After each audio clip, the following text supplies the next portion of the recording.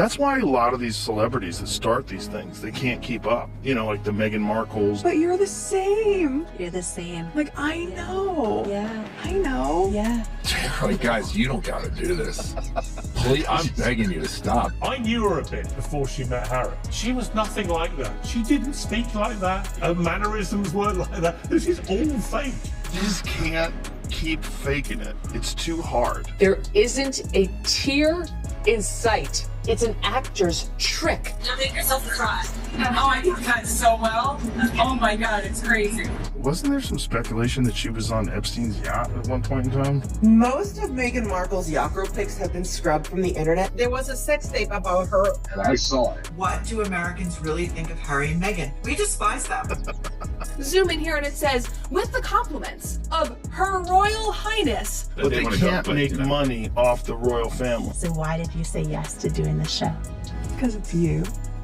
And to me, that means... There was like photos with her and Prince Andrew way back in the day when she was like in her early 20s. There's evidence that suggests that she went on Epstein's yacht at the same time as Prince Andrew. She married for money. It's very clear she bagged the elephant. She was thrilled she became a, quote, princess. It's all bull. And in the tape, she's performing a sex act on him that's unbelievable. Employees are departing her company. Meghan Markle is breaking down on podcasts, and she continues to autograph gifts using a royal title she no longer possesses. Beneath the headlines, however, lie lawsuits, public outrage, and questions about her past.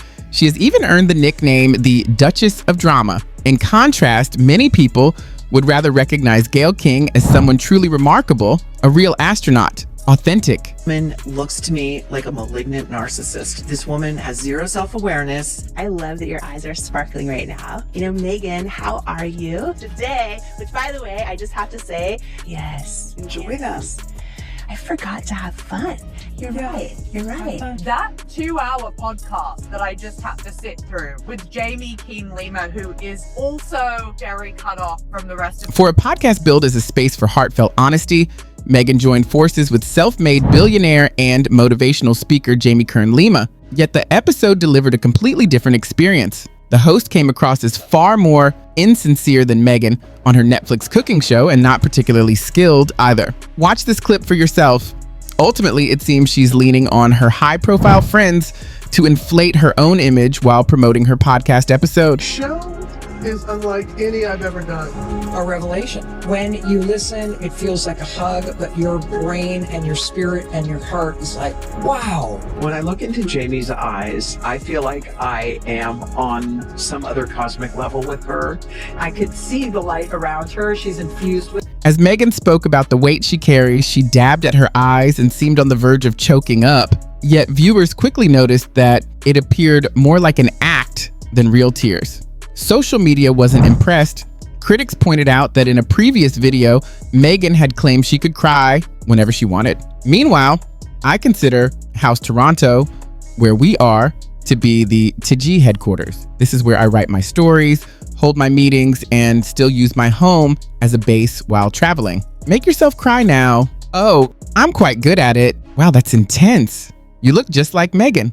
Go ahead, give me 3 seconds. When that podcast clip surfaced, her tears felt more performative than heartfelt. You asked whether wearing only pajamas and no makeup would appeal to you.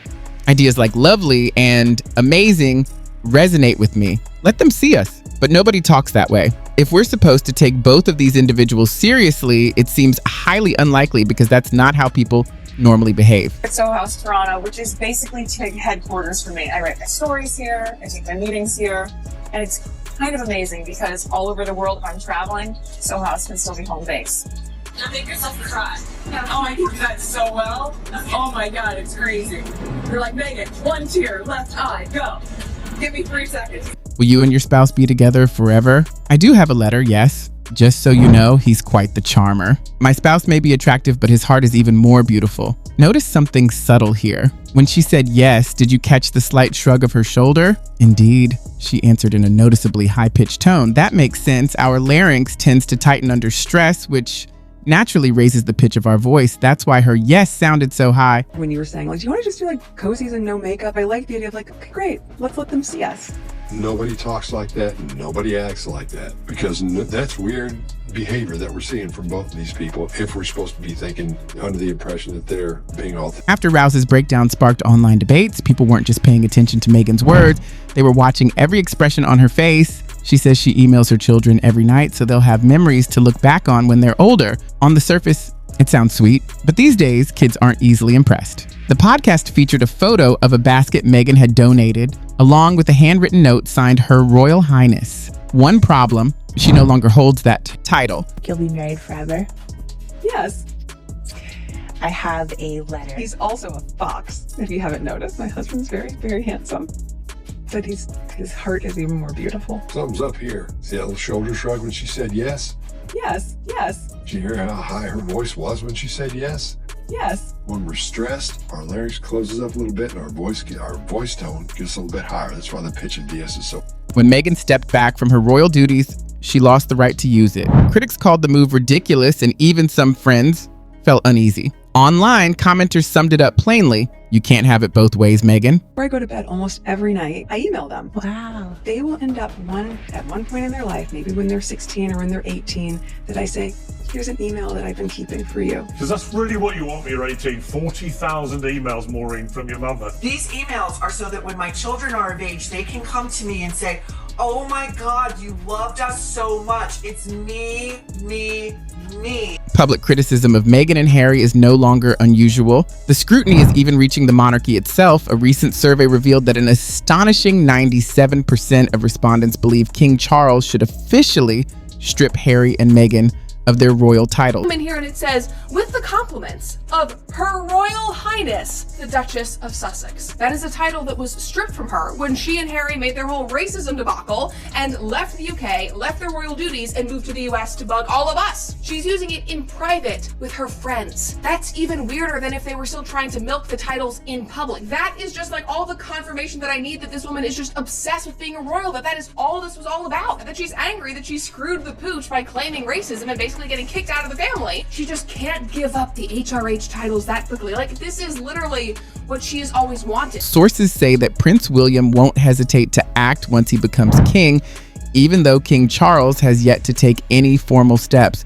Reports suggest he sees their behavior as a betrayal and is ready to cut ties to protect the crown's reputation. One thing is clear, regardless of what happens next, the feud between the Sussexes and the rest of the royal family is no longer just a private family dispute. It has become a matter of national interest. 2/3 of Brits are calling for Harry and Meghan to be stripped of their HRH titles. Now, the king can end this feud, but not by shaking hands with this treacherous little weasel, but by stripping him and his wife of the royal titles that they love to use for commercial gain without doing any of the work. This is especially relevant given Prince Harry's complaints about the lack of personal security provided by his family. You can't use your HRH, you can't use royal, and you can't be half in and half out, which is what they wanted. He expected the royal family to foot the bill, refusing to pay for it himself. However, he ultimately lost that battle. He's a duplicitous, self-centered, vile, disloyal hypocrite. Especially with Prince Harry crying about not getting enough personal security for his family. He blamed pretty much everybody, of course, as usual, other than himself, including his father, the king, who is currently, of course, suffering from cancer. So ultimately, this whole thing could be resolved through him, not necessarily by intervening, but by stepping aside, allowing the experts to do what is necessary. Meanwhile, Meghan tried to sidestep the controversy once again. Her lifestyle brand, American Riviera Orchard, was quietly rebranded as ever. But the relaunch quickly ran into trouble. Other small businesses already using the name became competitors, and she soon discovered an awkward fact. The official coat of arms of a town in Spain looked almost identical to her company's logo. Legal complications started to emerge. The delicate, intricate design failed to capture the public's imagination. Yet, when everything sold out in just 30 minutes, despite initially producing only modest quantities, it became clear that the move was more about boosting fame and revenue than long-term brand strategy. You know, Meghan's podcast has fallen off the charts. She's been criticized for the content. There are rumors that her As Ever launch wasn't as successful as she considered it. Critically, With Love Meghan was not a success. Things got even more complicated when Meghan faced potential legal trouble over her DIY bath salt recipe on Netflix. According to Robin Patrick, a woman from Maryland, the mixture caused painful burns and sores on her body. She claims that ingredients like Himalayan salt and arnica worsened her diabetes. Now, she is threatening to sue both Archewell and Meghan's Netflix project for up to $10 million. A lot of people, Meghan Markle was also in the Soho House. They said that she was a girl that was hired to walk VIPs and fill out the red carpets and stuff like that, you know. They hope to become actresses. They hope to become any type of celebrity, and they will do anything. And it seems like that lady is a temptress. She's a siren. She's lured him into the rocks. You know, they start their way up. They latch on to the first rich guy or famous guy they get that they meet at the Playboy Mansion. This is their exit strategy. I'm going to marry this man, and he's going to take care of me the rest of my life. You know, I mean, she used to be on Deal or No Deal. No. Yeah. Yeah, look, she was on Deal or No Deal. Yeah, that's right. Yeah, with the briefcase. She didn't like being objectified on Deal. Did you think it was an executive position, ma'am? Even before Meghan Markle became the Duchess of Sussex, her past was the subject of rumors and speculation. One of the most frequently repeated claims is that she once worked as a yacht girl, a term for women employed to attend lavish boat parties hosted by wealthy elites. Meghan Markle has been accused of being a former yacht girl. Although no solid evidence has emerged, some publications speculate that she may have attended such parties early in her career. Before meeting Prince Harry, Meghan is also said to have had far more knowledge about the royal family than she let on. Meghan did claim that before dating Harry, she never Googled him, and she said she didn't know much about the royal family. I know someone who knows the ex-husband who said she had a vision board with Prince Harry on it. Her old blog posts and a friend's account suggest she had a long-standing interest in royal life and perhaps even ambitions, despite claiming she knew little about Prince Harry or the royal family. These rumors, along with unrelated incidents and carefully avoided details, have only heightened public skepticism about Meghan's rise to international fame. These two never stop going on global media to trash the royal family and the monarchy, and each time they do it, they chip away at the mystique and the magic and the popularity, and that's why I despise them for what they do. Meghan and Harry's transformation in public perception is striking. Once celebrated as rebellious figures challenging rigid royal norms, they were seen as pioneers forging a new path with authenticity and courage. Their actions resonated with audiences craving transparency and modernity within a centuries-old institution. Over time, however, that narrative has shifted. Increasingly, critics argue that their public persona centers less on principled defiance and more on self-promotion. From high-profile interviews to meticulously curated media appearances, each move appears strategically designed to shape public perception. Allegations of manufactured emotion, staged conflicts, and monetized personal experiences feed the argument that their story is part spectacle, part commerce. Their ventures, ranging from media deals to product launches, blur the line between genuine advocacy and brand building, leading many to question the sincerity of their motives. The conversation has moved beyond whether Meghan's emotions are authentic. The real scrutiny focuses on intent and pattern. Are they genuinely challenging outdated systems? Or is the narrative a carefully orchestrated campaign for visibility and influence? In this light, public fascination with their lives becomes less about empathy and more about observing a masterclass in modern celebrity strategy where storytelling, marketability, and personal branding intersect with controversy.